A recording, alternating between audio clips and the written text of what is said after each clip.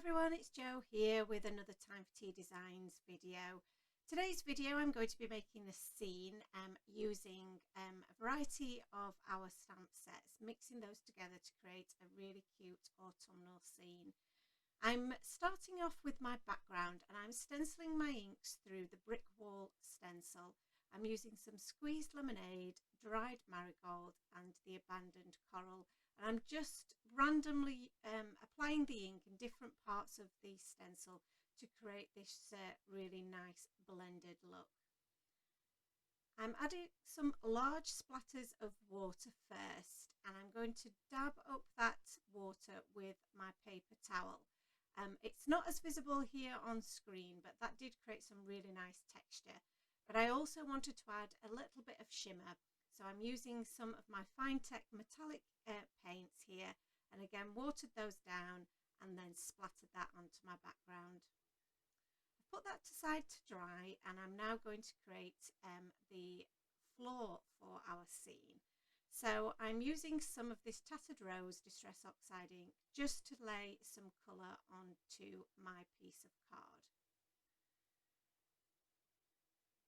I've cut that card piece down to size, and I'm now using the wood grain stamp, which is a large A5 stamp and is perfect for creating a really nice wood effect, a really modern wood effect. I've laid my cardstock on top of that stamp and then pressed that down using a large acrylic block to get a really nice crisp pattern. I'm going to cut out an aperture within our background here, and I'm going to inlay the centerpiece back onto our card front. I'm using an A6 top folding card blank, but using it in the landscape orientation. And this is the configuration that we will use to make our scene today. So I just needed to trim down that piece of cardstock there to create our wooden floor so that it fits behind our aperture, and then everything will sit onto our card base. I'm going to piece this all back together so that I can attach my inlay piece to the centre of my card blank, so I know that that's positioned in exactly the right place. So I'm going to use some of my washi tape just to attach the frame back inside the aperture, and then I will do the same with our inlay piece. So I'm just going to attach some of my washi tape to this as well. And this makes it all one piece again. So I'm just making sure I've got that all lined up really well. And then once all my washi tape's in place, I can turn this over and I can apply my liquid glue just to that centre panel.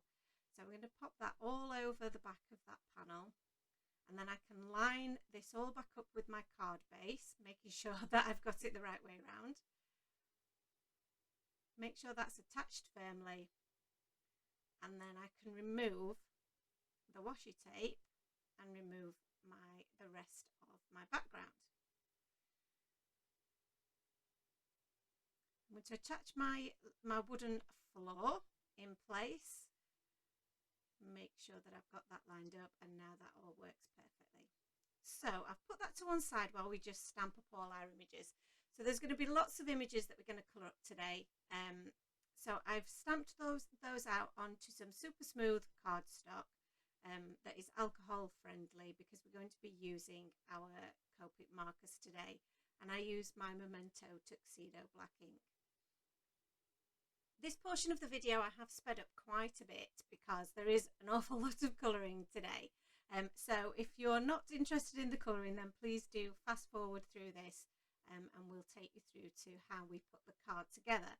But if you like the colouring and enjoy the colouring, I've added the different Copic markers that I used throughout at the bottom of the screen there, so that you can see which colours we used.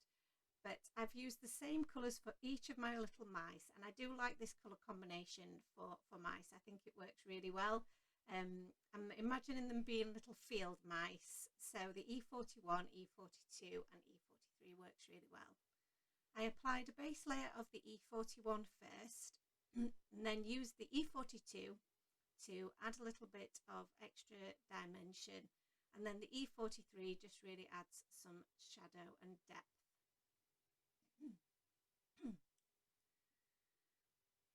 For the ears, I've just added a little bit of R20 and R22, and I've used the same colour for the paws as well, and then to add a little bit of colour to each of their cheeks.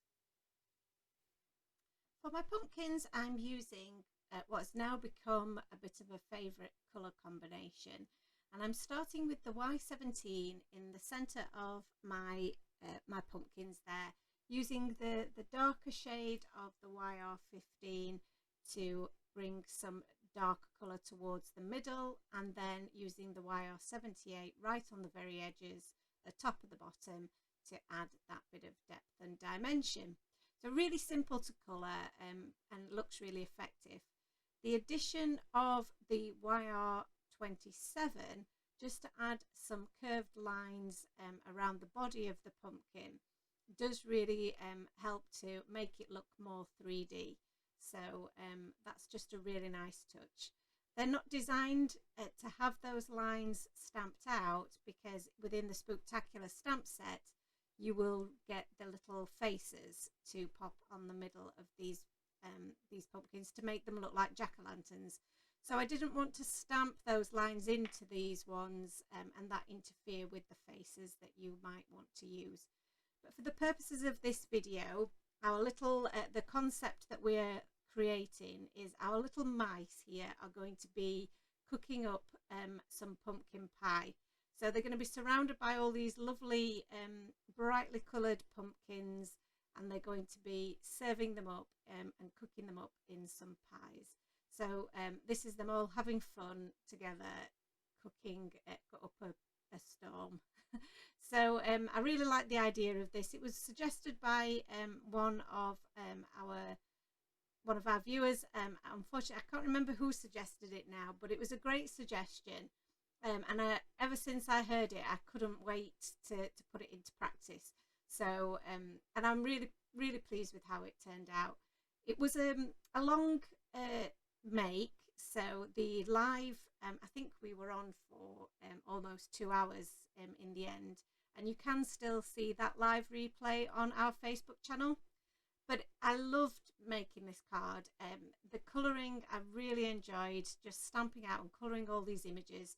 So when you're doing this at home, if you decide to copy this particular card, just stamp out all of your images, spend a little bit of time just colouring them in, perhaps while you're sat on the sofa watching TV, and just really, you know, just relax into the fun of just colouring, which is something that we don't often make time for ourselves to do. I know I certainly don't. So having the opportunity to do these Facebook Lives or do a YouTube Live just gives me that chance to craft that I don't normally get. It was at this point in the live that we did have a little bit of a technical issue and my camera ran out of battery. So we had to put that back on to charge, and then I was able to carry on. So you missed me colouring up the oven there, but I've just used some blue and a pale pink, which I believe was the R11, just to colour in the background, and then I'm using some cool greys to colour the inside of the oven and all of the little buttons and knobs on there. So once I've got all my colouring done, I've cut out each of the images with the coordinating dies. So, and I just wanted to show you there how some of the dies actually cut out the little paws, and we're going to be using those little paws to hold on to something later on in our scene. I'm going to stamp out the sentiment now, You Bake My Day, which is from the A7 You Bake My Day stamp set, and using some of my VersaFine ink to do that, because that gives me a really bright image. I've used some liquid glue here just to attach my oven. Now when you die cut the oven, it does have the door that opens, but we're not going to use that element. So that's why you see the washi tape on there, because I wanted to keep that door shut while I applied my ink, I applied my glue to the back so that we could stick that in place. And I've just popped the cooked pie on top of the oven, and I'm going to add each of these elements now. Now I've just checked where they're placed so that they don't obscure my sentiment there. So the little serving platter and the double layered pumpkin, that will just sit in the centre. So that's a pumpkin ready to be decorated or ready to be popped in another pie. We have our top chef here with his hat on and his cloche, which has probably already got some pumpkin goodies underneath it.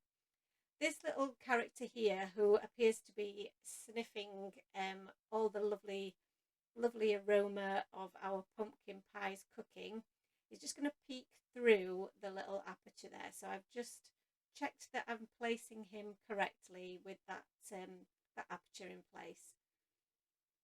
You see here that this little guy, he's the one with the paws, and I wanted to pop something in them, but the pumpkin was a little bit too big. So somebody suggested that we just cut off the top of that pumpkin. So I'm just fussy cutting the top half of the pumpkin so that the smaller pumpkin that's on the top, that can fit in his paws. Now you can see the little stem of the previous pumpkins, the pumpkin that was underneath, but I don't really think that matters. I couldn't think of a way of easily cutting that, covering that up, but I don't think you really notice it, so we decided to just leave it because he looks really cute holding onto his pumpkin.